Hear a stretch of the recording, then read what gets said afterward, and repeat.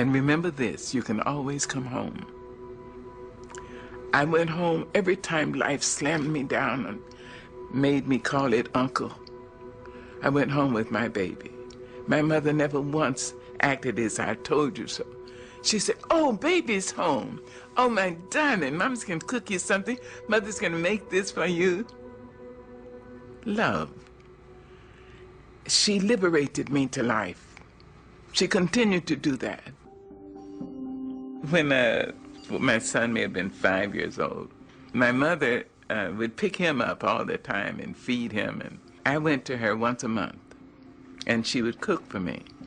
So one day I went to her house, and she'd cooked red rice, which I loved.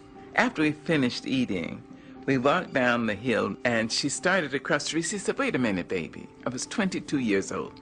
She said, wait a minute, baby. You know, I think you're the greatest woman I've ever met. She said, Mary McLeod Bethune, Eleanor Roosevelt, and my mother, you're in that category. Then she said, give me a kiss. I gave her a kiss, and I got onto the streetcar. I can remember the way the sun fell on the slats of the wooden seats. I sat there and I thought about her. I thought, suppose she's right. She's intelligent.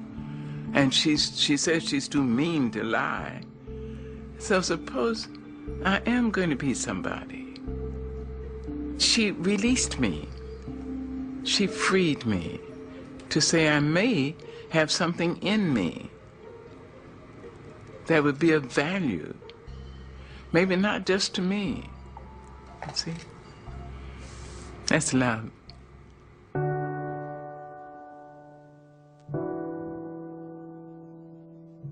And when she was in her final sickness, I went out to San Francisco. And the doctor said she had three weeks to live. I asked her, would you come to North Carolina? She said yes. She had emphysema and lung cancer. I brought her to my home. She lived for 1.5 years. And when she was finally, in extremis, she was on oxygen and fighting cancer for her life. And I remembered her liberating me. And I said, I hope I'll be able to liberate her. She deserved that from me. She deserved a great daughter, and she got one.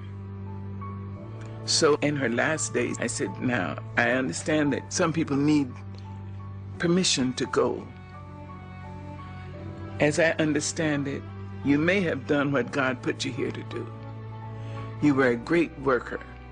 You must have been a great lover, because a lot of men, and if I'm not wrong, maybe a couple of women, risk their lives to love you.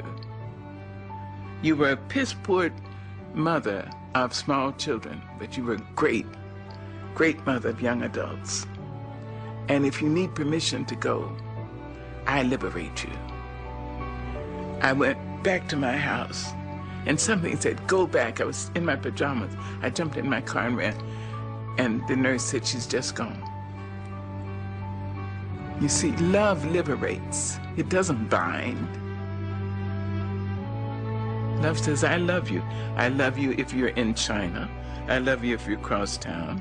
I love you if you're in Harlem. I love you. I would like to be near you. I'd like to have your arms around me. I'd like to hear your voice in my ear.